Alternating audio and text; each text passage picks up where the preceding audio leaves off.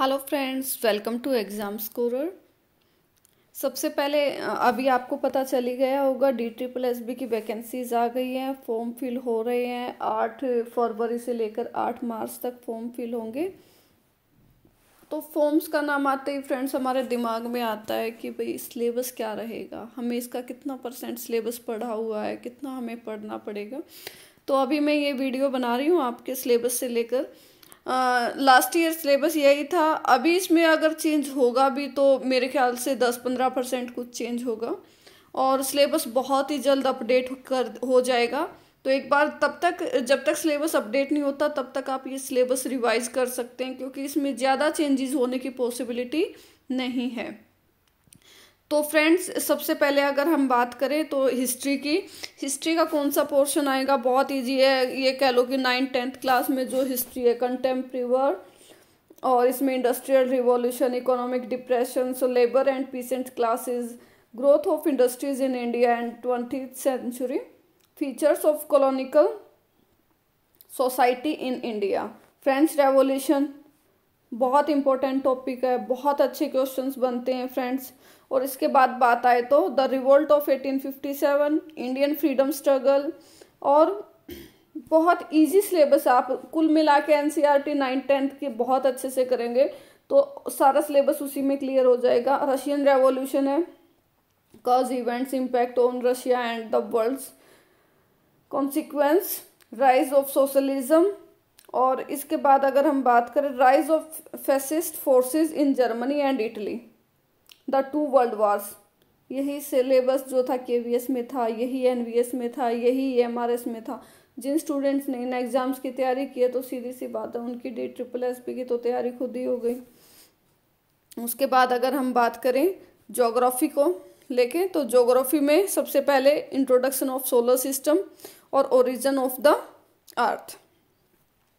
और इसमें आपको जैसे पता है मोशन ऑफ द अर्थ, और इसके जो टॉपिक्स होते हैं ये एक बार अपने हिसाब से देख लेना, रॉक्स और मिनरल्स।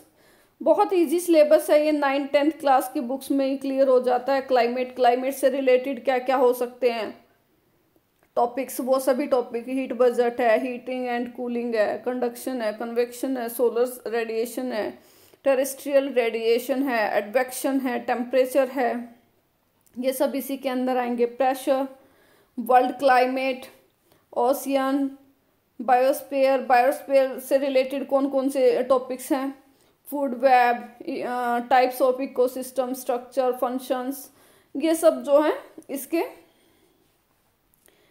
बायोस्फीयर के पार्ट रहेंगे। कोई टफ सिलेबस नहीं है, बहुत इजी है फ्रेंड्स। और अगर हम आगे बात करें इंडिया की, इंडिया ज्योग्राफी जो है, फिजिकल फीचर्स 9th क्लास का टॉपिक है बेटा, पहला ही चैप्टर है। उसके बाद वहाँ का climate, population, resource and development, agriculture, ये सब रहेगा। Manufacturing industries, lifelines of national economy, और इसमें क्या रहेगा, understanding disasters and hazards, types of disasters. ये ज्योग्राफी का सिलेबस कंप्लीट। और ये डिजास्टर मैनेजमेंट के हैं कुछ टॉपिक्स, ये आप देख लेना एक बार। सुनामी है, बहुत छोटे छोटे टॉपिक हैं, ज़्यादा टेंशन लेने की ज़रूरत नहीं है, एक रीडिंग में आप इनको क्लियर कर सकते हैं। नेक्स्ट रहेगा people as resources.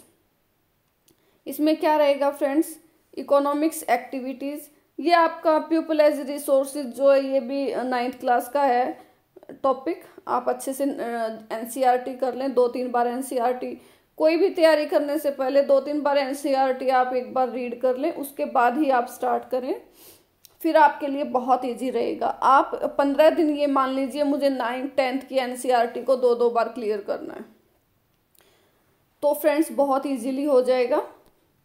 Poverty as challenge, food security in India, development and growth and structural development, sectors of economy, money and credit, civics.